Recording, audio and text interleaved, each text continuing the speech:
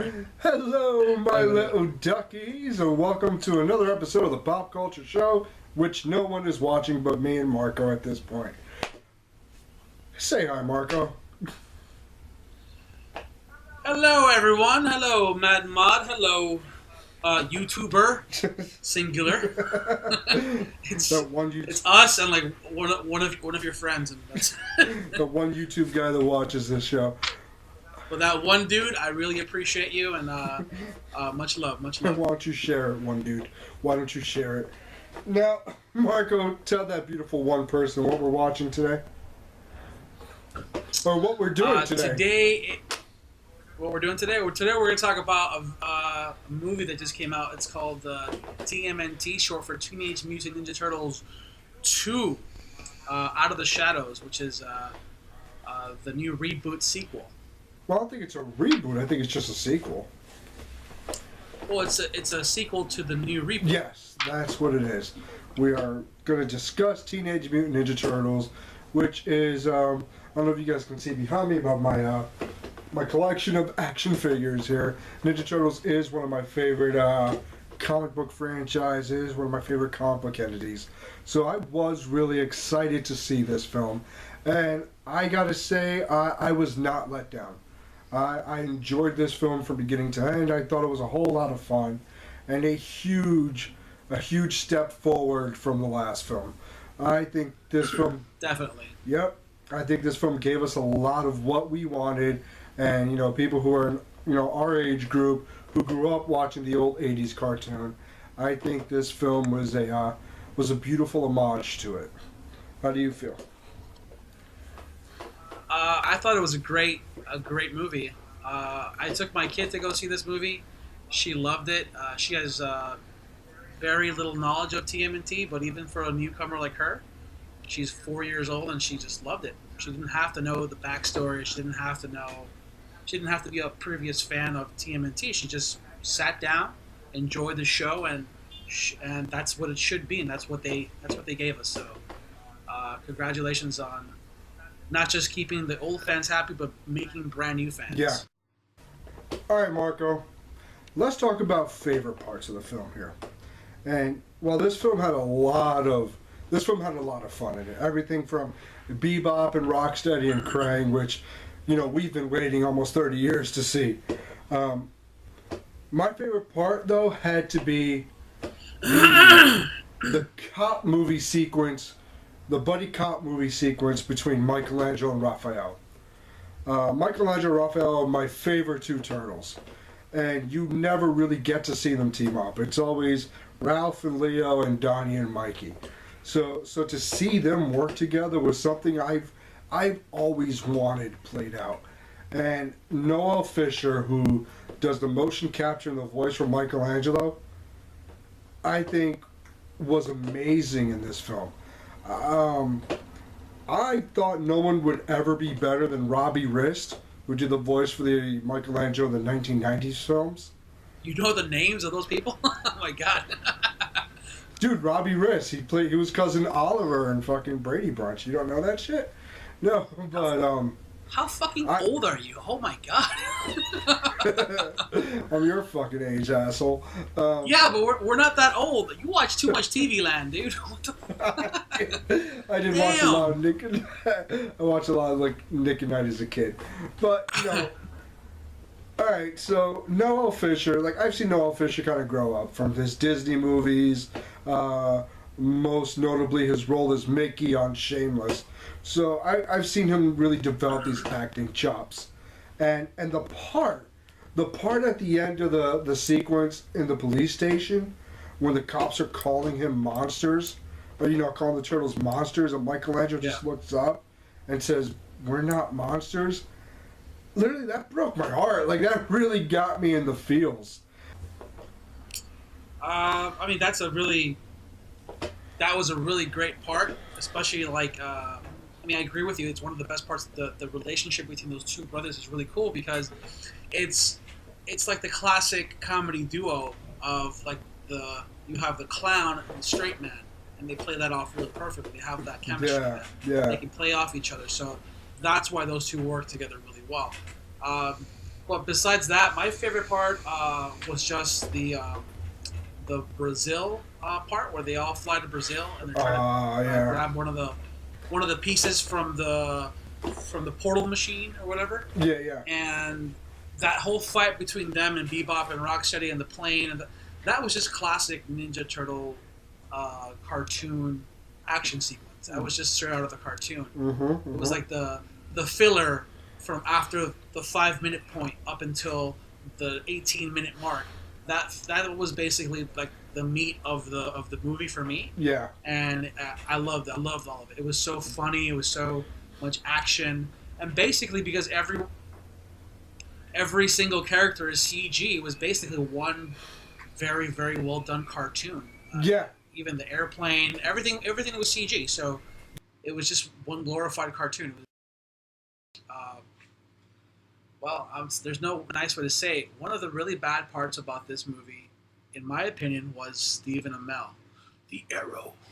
And what do you think of him? And should he be? And if you do like him or whatever, just what do you think? What do you think about him? And should he be invited back to the third movie? Because there's going to be a third movie, I'm sure.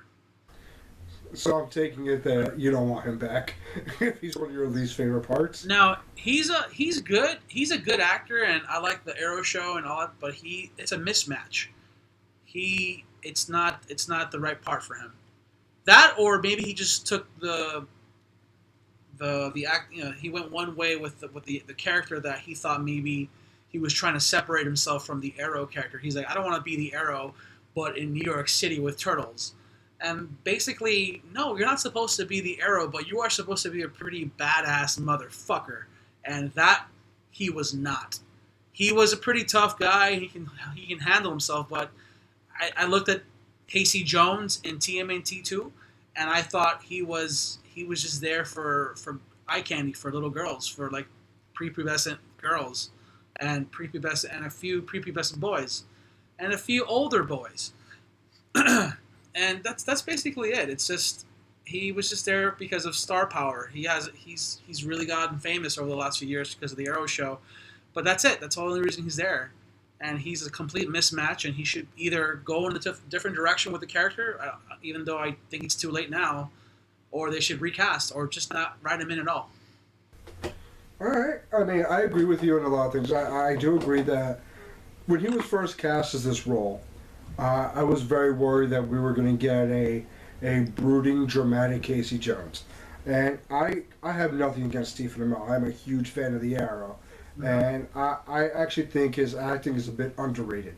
I don't think people give him enough credit. And I understand what he was going for. He was trying to make it the anti-Arrow. But the thing is with Casey Jones,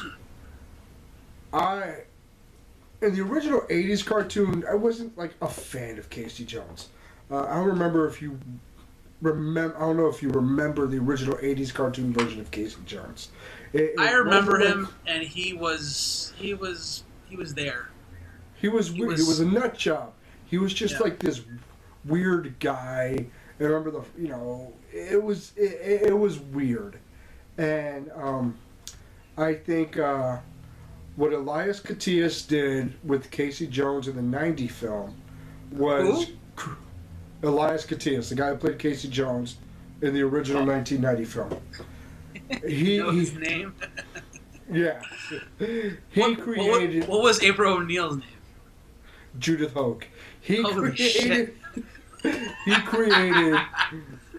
created a standard for Casey Jones. Because before that, Casey Jones was just, that weird guy who was almost like a mixture of, Sly Stallone and Clint Eastwood. And, the way he would talk, calling people lawbreakers, and that was his thing. And Elias Koteas gave him a personality. Now, Casey Jones was like this caveman jock with like this heart of gold. And he's been that way ever since that film. You see it in the Turtles cartoon in the early 2000s. You've seen it in video games. They even made a YouTube film based on Casey Jones. I don't know if you've ever seen that. It's a great fan-made film. and they kind of do that same character. And so you're kind of used to seeing a jock, especially with a character whose weapons are sports, equipment. Hockey sticks, baseball bats, a cricket bat, golf clubs. You want a jock, and we didn't get that. We got some guy who was, and I think what happened with Stephen Amell was, he was shoehorned in. And he's that's the what pretty boy at the gym who works out, and he could, he fits in a nice pair of jeans and a tight shirt really well, but he's no Casey Jones. So we both thoroughly enjoyed this film, right? I think we can, despite your love for Stephen Amell here, I'm sure you can agree that we both did love this film. For my indifference of Stephen Amell, I still love the movie. Yes. Now, in this film, for people in our generation who grew up in the '80s, this is kind of what we've always wanted. We've always wanted a live action film with Krang and Shredder and Bebop and Rocksteady. Those were the characters we were always used to seeing, and we finally got to see it, for the first time. Now, I remember the film that came out in the '90s. Now, in your opinion, how does this film compare to the first one? The first live action film? Which one do you like more? Which one leaves more of an impact? I still think that the first movie, the one from 1990, is still the best Ninja Turtle movie, period. It's and mostly because it has a really good story, but more so than that, it has a great villain. It has someone that is a clear and focused villain. It's not like someone behind the shadows. It's not someone that's kind of like this like a mind fuck of a boogeyman or something. It was Shredder, and Shredder was a fucking badass in the original Ninja Turtles. Oh yeah, yeah, he was. And that was great, and that's what made that film better than this new reboot. But it's, as far as the Turtles themselves, I would say this new generation of Turtles, of the brothers themselves, has been fleshed out a lot more, and I like this version of them more than the original. So so just get the old Shredder, put him in the new movies, and you got yourself the shit. Now, I agree with you on. Actually, I don't know if I agree with you on the Turtles being more fleshed out. Well, tell me why. It better be good. I do agree with you with that Shredder being the most badass, because the '80s cartoon Shredder started out as a badass, and he just became like this whiny comic relief character. And with the voice of Uncle Phil, was really well, you didn't realize that till halfway through the '90s. All right, no one knew that. I don't think anyone knew that until the internet said it. I did. Okay. Just like I knew that freaking Cliff Huxtable's dad was Panthro. That's how I know. It's like, oh my dude, God, that dude is Panthro. That's right. But anyway, not to get off on a tangent here, but I totally disagree with you on the fleshing out of the characters. While I do think this film was a little bit more character driven, I don't think the characters are more fleshed out than they were in that original film. I just think in that original film, Raphael got more fleshed out, and in this one, Michelangelo got more shine than his brothers. But I think they all had some character development. But I will say this. I think that final fight scene, starting from the sewers all the way up to the roof, the water on the costumes, the turtles fighting Shredder one at a time, I think it was one of the best fight scenes I've seen in film. And this film, as much as I enjoyed it, did not give me that feeling again. Yeah, it was great to see, all my favorite characters as a kid on the big screen, but they weren't live action characters. They were, as you said before, they were CGI. They were cartoons. Like that 90s film, that was the Turtles in real life, you know? That was Shredder in real life. That's like, holy shit. And then in this new one, the Shredder was an administrator. He just told people what to do. Mm-hmm. Bebop, Rocksteady, you do that. Konoichi, female ninja bitch, you do that. Foot Clan, go get me that thing over there in the police station. And that was it. He just kind of stood back and just crossed his arms and looked fucking pissed off. Her name is Karai. Get that shit right. Everyone knows Karai. Karai is very involved in Ninja Turtle history. You know, it's supposed to be Shredder's dog. I didn't call her. I didn't say it was like. I called her a Konoichi. I called her a female ninja. I know what she is. I don't know all the fucking names of all these little fucking people. Man, come on. Well, I know she only gets 2 lines in the film, but you know, I like how they recast. Her name is Karai, and you should know that. I like that they recast this role, and she has 2 lines. It's like, what's the point of recasting that? So, were you not a fan of this? Because that first bitch wanted more money. No, I just think they want to recast Shredder and Karai completely. So, you know what? You motherfuckers are asking for too much money, and there's a billion of you out there that look just like you. So, you know what? With the racist shit? Deuces. Like, stop with the racist shit, alright? It's not racist! Oh, okay, yeah. So I'm guessing... I mean, I'm not a humanitarian or anything, but it's not racist. So I'm guessing you aren't a fan of this Shredder. Oh, no. At first I thought he looked kind of cool. He looked like a Japanese guy who hung out with too many bikers. See, I'm going to have to agree with you. When he was first cast as Shredder, I was really excited. I was like, you know, he's young. He looks pretty badass. You know, he doesn't look like a fool or anything. And I thought, you know, he's been in movies before. Maybe he's got some acting chops. And, like, every line he delivered was so horrible in this film. Like, it was just so bad, his delivery. And they wasted the character. And, honestly, I just hope for the third one they don't go with Shredder. And I know a lot of people are going to hate that, but I'm kind of tired of the Shredder. I honestly, when the third film comes out, I want something different. And I think a good villain that can stand alone, because the Turtles did have a lot of villains.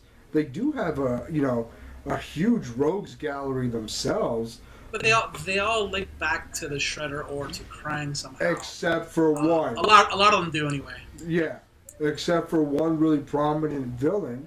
Like, I think people who watch the different variations of the cartoons, they'll know different villains.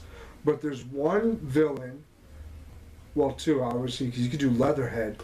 But the one villain I'm thinking about is the Rat King.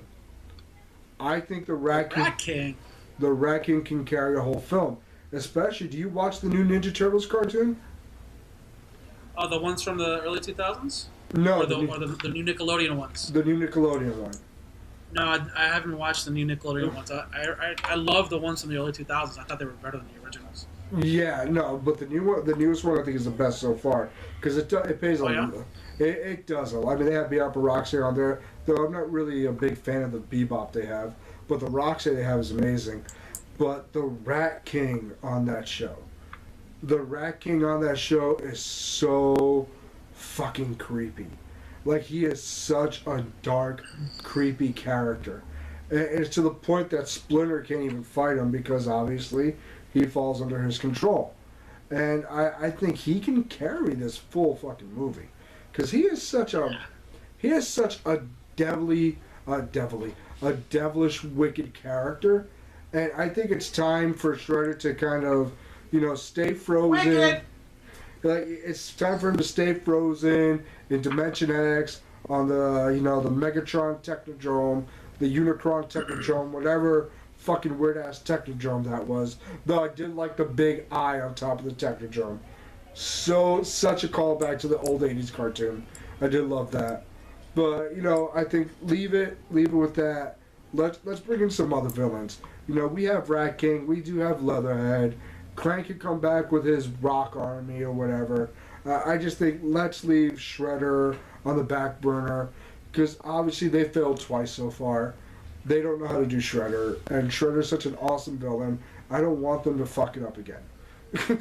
Like, they did Bebop and Rocksteady really well, and they did Krang really well. Brad Garrett, I think, did an amazing job as Krang. But I hate everyone they choose for Shredder, so no more Shredder. Just leave Shredder alone. Bring in some other villains. Krang was the brother from Everybody Loves Raymond? Yeah. You didn't recognize his voice? Mr. Yes.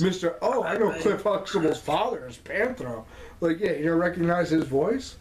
It was a little altered. It wasn't like his pure voice. Okay? Well, most of the time it was altered, but his voice broke out here and there.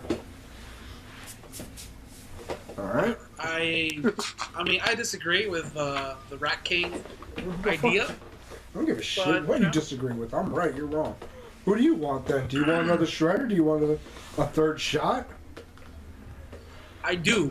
I want a third shot, but I want it to be like the early 2000s cartoon where it's revealed that Shredder is actually a udon, like the Krang species, and he's just inside of a robot suit, and the little dude's inside of his belly. Oh, the Ultron? Yeah. Utron, that's what it's called. I called him a noodle, didn't I? But yeah, that would be the cool reveal. Like, he's actually an alien, and Krang is someone. Maybe they can make him to be some other person, but whatever. That would be a cool reveal, like the one from the early 2000s. But other than that, the other major villains in Turtles has been what? Baxter Stockman works for Shredder. You have maybe it's time for a brand new villain. Maybe it's time to stop reaching back and try to create forward and not do the old things. Maybe it's time for that. All right, that's it for this week. I think we did a pretty good job dissecting this movie. I think we could both say it's we need to come up with a movie rating. That's what we need to do. I remember your suggestion. I remember your suggestion was, how many dicks does this movie suck? How many dicks does this movie suck? That was my rating system for X-Men Apocalypse. It was on a scale of 0 to 5. That movie sucked 6. That movie is deep-throated 5 dicks. Honestly, we don't have a rating system, so I'm just going to say this movie was really good. If you haven't seen it, go see it. It's definitely worth your money. It's entertaining. It's fun. My only negatives are definitely Stephen Amell's Casey Jones was kind of thrown into this film. I don't think he really had a purpose. Brian T, his role as Shredder was really minuscule, and it kind of didn't need to exist. Like, this movie could have just been Krang and Baxter Stockman. And it would have been like a playback from the first one. But, with the evil genius and the scientist working for him. But I just think Shredder was kind of purposeless in this film. And other than that, the rest of this movie was great. Definitely. Must see, 2 thumbs up. No cocks in mouth. Definitely goes. Until next time, my little duckies. Peace. What happened to peace, bitches? Not everyone's a bitch, just you. You got tired of it? I was starting to get used to it, and I actually kind of starting to grow on me. No more peace, bitches? Alright, fine. Peace, bitches. Fuck that! Peace, bitches!